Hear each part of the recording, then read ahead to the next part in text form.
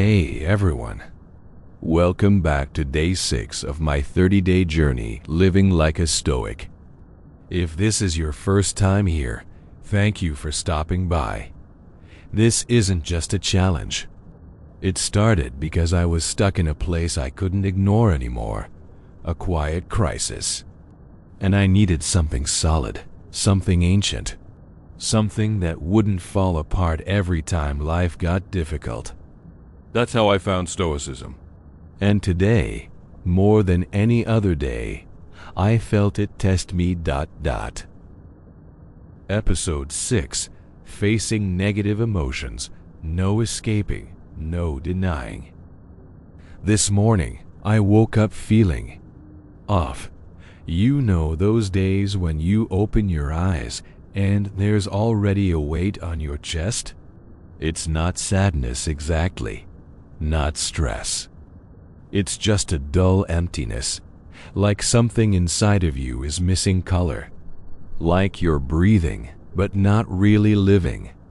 Usually when that happens, I do what most of us do.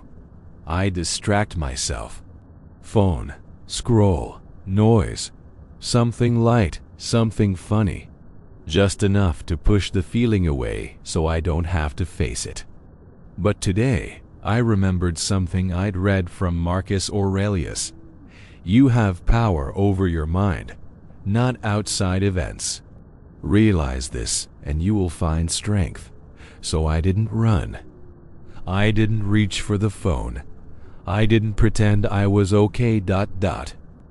Instead, I made a cup of tea, sat down, closed my eyes, and just observed, not with judgment, not with panic. Just watch the feeling, like watching a storm from inside a quiet room.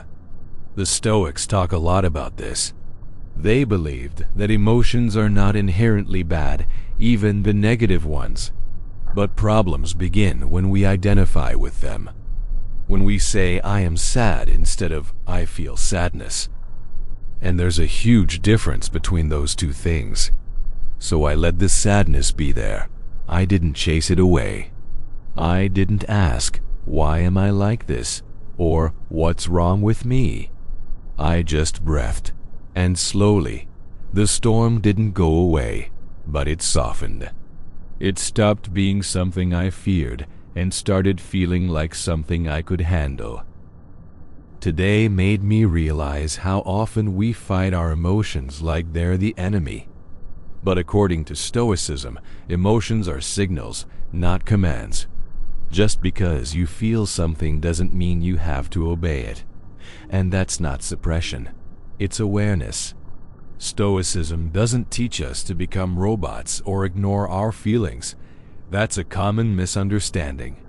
It teaches us to create space. Space between what we feel and how we act.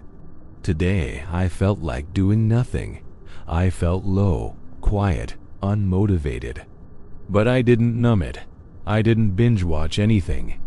I just gave myself space to feel without collapsing into it.